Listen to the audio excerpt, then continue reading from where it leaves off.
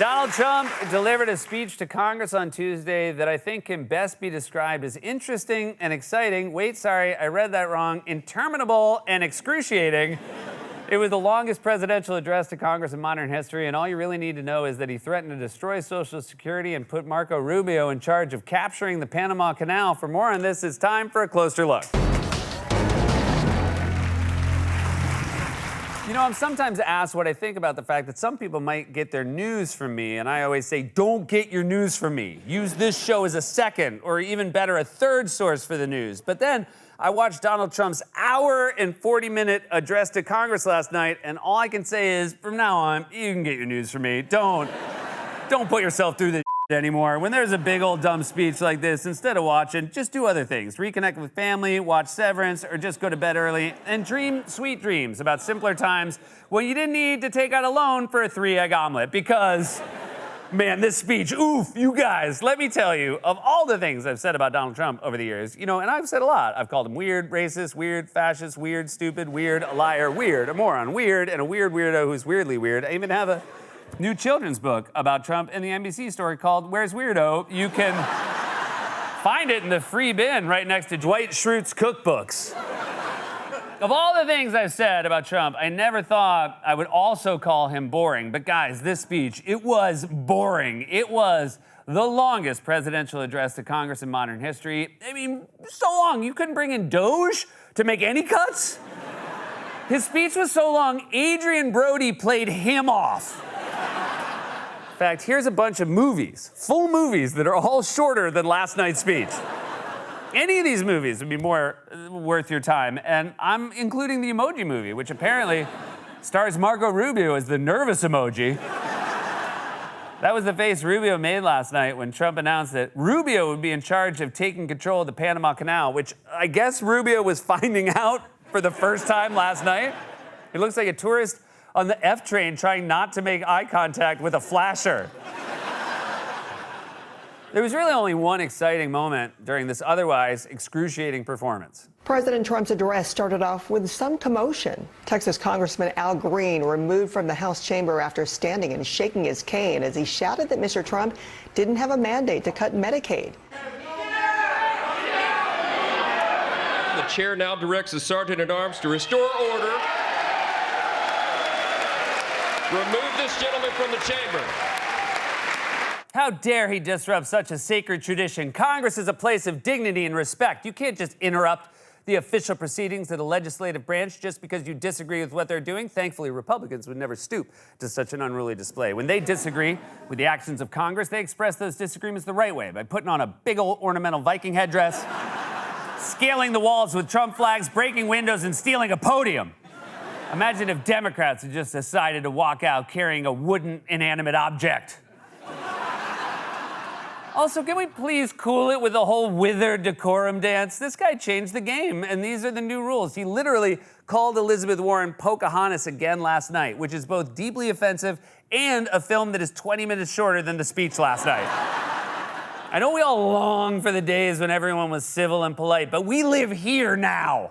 Lest I remind pearl-clutching Republicans of the multiple time Joe Biden's speeches were interrupted by protests from Lauren Boebert and Marjorie Taylor Greene. I mean, at least Al Green was interrupting last night to protect Medicaid, unlike Marjorie Taylor Greene, who was demanding to know, where are you hiding the Dalmatians? Or how about the time she showed up in full MAGA gear, causing Biden's eyes to nearly pop out of his head? They had to take Biden to Walter Reed after his speech just to get the eyes fully back in the sockets.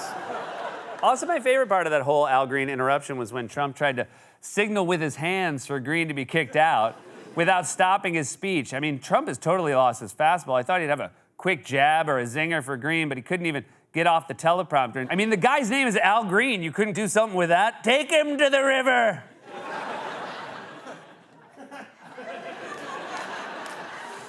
Now, there were apparently some Democrats who were upset with Green's protest last night. Let's see what they were doing to express their displeasure with Trump's agenda. Democrats carrying out several forms of protest during President Trump's speech. To my left here, you can see a number of congresswomen wearing pink in an act of defiance. We saw several Democrats stand up, turn their backs toward the president, taking off their blazers, their shirts reading "Resist." Dems also staged something of a silent protests with paddles and whiteboards on hot-button issues. Paddles? So you guys headed out for a game of pickleball after this? And yeah, I know to all the pickleball fans who are already furiously typing angry comments on their enormous yellowing desktop computers, I know. Pickleball paddles are a different size. It was a joke. Last thing I need is an army of pickleball fanatics chasing me down the street, though I'm not that worried since every person I know who plays pickleball has recently torn an ACL. Democratic leaders reportedly urged their caucus not to make any disruptive scenes last night, so let's see what they have in mind for pushing back against Trump. How about you, House Democratic leader Hakeem Jeffries? Do you have a powerful nickname for Donald Trump that you think is more effective than standing up and protesting his cuts to Medicaid? This administration is making America weaker across the world and creating the space for people like China and Russia to step in while hurting everyday Americans. Captain Chaos and extreme MAGA Republicans spent last year promising to lower the high cost of living and running away from Project 2025 as if it didn't exist. Captain Chaos? No offense, but that's kind of rad. I mean, if Trump called Elon Musk Captain Chaos, he'd definitely start wearing it on a t-shirt. You can't burn them with chaos. They love chaos. You shouldn't make fun of them for being boring. Democrats' only response to this speech last night should have been pretending to groggily wake up. Huh? Is it over?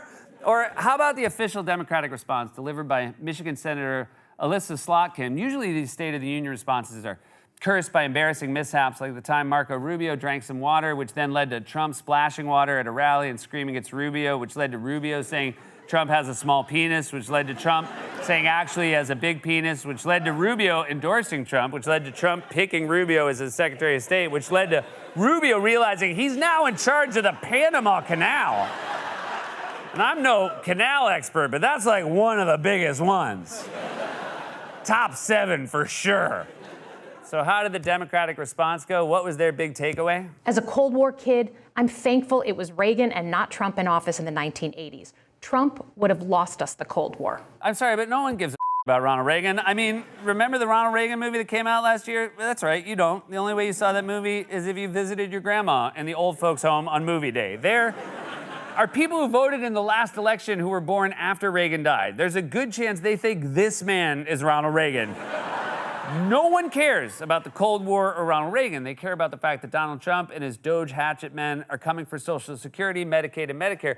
Trump made that clear last night with his insane and previously debunked lies about Social Security. And be forewarned, unless you love hearing an old man recite long numbers, this clip is incredibly boring. Believe it or not, government databases list 4.7 million Social Security members from people aged 100 to 109 years old. It lists 3.6 million people from ages 110 to 119. 3.47 million people from ages 120 to 129. 3.9 million people from ages 130 to 139. 3.5 million people from ages 140 to 149. 1.3 million people from ages 150 to 159, and over 130,000 people, according to the Social Security databases, are age over 160 years old. 1,039 people between the ages of 220 and 229. One person between the age of 240 and 249. And one person is listed at 360 years of age. Uh-huh.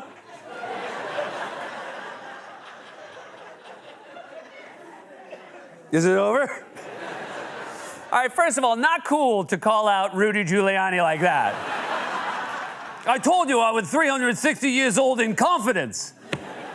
Second, none of that is true. It's an outrageous lie that's been debunked countless times, but Trump keeps saying it anyway because his army of tech bros are going to slash away at Social Security to pay for tax cuts and crypto and more federal contracts for Elon. And you can tell how important this is to Trump because he spent several minutes just reading numbers, which is the most boring thing you can do on television. He sounds like a retiree conducting an auction.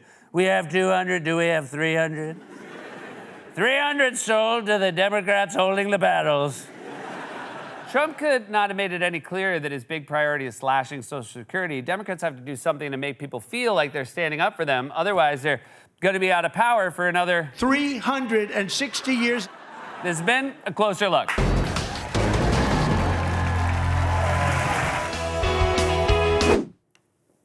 Hey, guys.